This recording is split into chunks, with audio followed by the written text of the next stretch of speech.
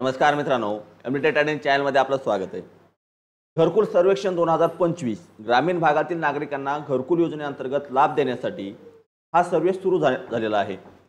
या सर्वेबद्दलचा सर्वे कसा करायचा, सर्वेमध्ये निर्माण होणाऱ्या अडचणी, सर्वेमध्ये कोणती काळजी घ्यायची, या सर्व प्रश्नांची उत्तर आपण व्हिडिओच्या माध्यमातून वारंवार देत आलेलो आहोत। परंतु अनेक नागरिकांच्या मनामध्ये हा प्रश्न की हे सर्वे कधीपर्यंत करता येणार, कारण काही जण बाहेर गावी आहेत, काही जण कुठे आहेत, त्यांना त्या लोकेशनला जाऊन सर्वे पूर्ण करायचे आहेत किंवा काही विविध अडचणीमुळे कुणाचं जॉब कार्ड नाही, कुणाचं आधार कार्ड अपडेट नाही, अशा कारणामुळे बऱ्याचशा जणांना घरकुल सर्वे अजून करता आला नाही। परंतु हा सर्वे नेमका कधीपर्यंत करता येणार हा प्रश्न अशा नागरिकांच्या मनात निर्माण झालेला आहे। यासाठी नेमकी अंतिम तारीख किती असणार आहे?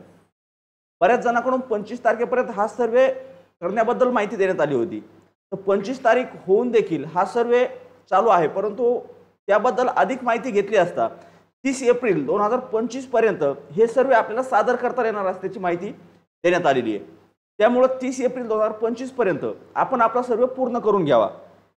आता हा सर्वे त्यानंतर तारीख वाढेल का किंवा काय होईल का, तर हे बघा, याची मागणी शासनाला जर याचा आढावा किंवा जेवढी आकडेवारी पाहिजे तेवढी जर मिळाली तर यामध्ये तारीख वाढणार सुद्धा नाही। परंतु जर जेवढे अर्ज शासनाला अपेक्षित आहेत तेवढे अर्ज जर नाही मिळाले तर शासन नक्कीच यामध्ये डेट एक्सटेंड करून देईल किंवा तारीख वाढवून देईल। परंतु सध्या तारीख वाढवून देईल ह्या अपेक्षेवर बसण्यापेक्षा जर आपण सध्याच्या कंडिशनमध्ये 30 तारखेच्या आतच आपला सर्वे पूर्ण करून घ्या, कारण उद्या जर 30 तारखेच्या नंतर सर्वेसाठी तारीख नाही वाढली तर आपल्याला विविध अडचणींचा सामना करावा लागू शकतो।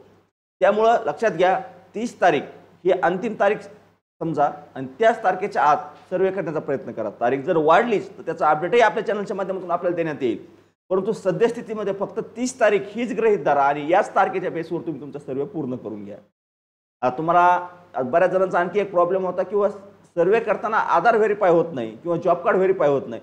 लक्षात घ्या, यामध्ये काहीच चूक नाही किंवा सर्व्हरचा किंवा तुमच्या आधारचा प्रॉब्लेम नाही, यामध्ये फक्त तुम्ही फॉर्म भरताना काहीतरी चूक करताय।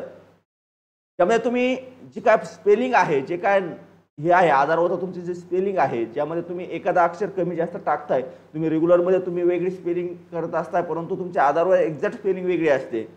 हे AEIOU यामधले काही डिफरन्स असू शकतात, काही कुठं असू शकतं, कुठं नसू शकतं। हे जे डिफरन्स आहे ॲज इट इज जसं आधारवर नाव आहे तसंच आधारवरचं नाव तुमचं असू द्या, सदस्याचं असू द्या, कुणाचंही असू द्या, त्याच पद्धतीने टाका तर ते व्हेरीफाय होऊन जातं। आणि जॉब कार्ड टाकताना जॉब कार्ड नंबर पूर्ण टाकायचा आहे। MH पासून जो सुरू होतो तो जशाला तसा डॅश असेल, स्लॅश असेल, काय जे असेल ते सर्व त्या ठिकाणी एंटर करायचे। फक्त शेवटचे 4 अंक टाकायचे किंवा शेवटचे 3 अंक टाकायचे, MH सोडून द्यायचं, डॅश बिश काही घ्यायचं नाही, मध्ये स्पेस द्यायचा।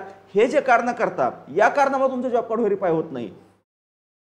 डिलीटेड जॉब कार्ड असं त्याचा विषय वेगळा राहिला, परंतु तुमचं जॉब कार्ड जर चालू रनिंग मधला असेल, चालू असेल, तर तुम्हाला जर प्रॉब्लेम येत असेल तर त्या प्रॉब्लेमला तुम्ही फक्त एवढीच गोष्ट करू शकता की ॲज इट इज जसा नंबर तुमच्या कार्डवर दिसतोय तसाच नंबर टाकण्याचा प्रयत्न करा, तर ते व्हेरीफाय होऊन जाईल। याच्या व्यतिरिक्त काही अडचणी असतील, काही आपल्याला समस्या असतील तर कमेंटच्या माध्यमातून नक्की विचारा आणि आपण आपल्या घराचा सर्वे केला का हे देखील कमेंटच्या माध्यमातून सांगा, जेणेकरून ही काय आपल्याला अडचण येत असेल किंवा आपण सर्वे पूर्ण केलेला असेल याची देखील माहिती आमच्यापर्यंत पोहोचून येईल। जर दिलेली माहिती महत्त्वाची वाटली असेल, आवडली असेल तर व्हिडिओला लाईक करायला विसरू नका। चॅनलवर जर पहिल्यांदा आलेला असाल तर चॅनलला सबस्क्राईब करून ठेवा, जेणेकरून असंच आपल्यासाठी महत्त्वाचं अपडेट आमच्याकडून आपल्याला मिळत राहील। चला, धन्यवाद। आजच्या व्हिडिओमध्ये एवढीच माहिती, भेटूया नेक्स्ट व्हिडिओमध्ये नेक्स्ट पॉईंट सोबत।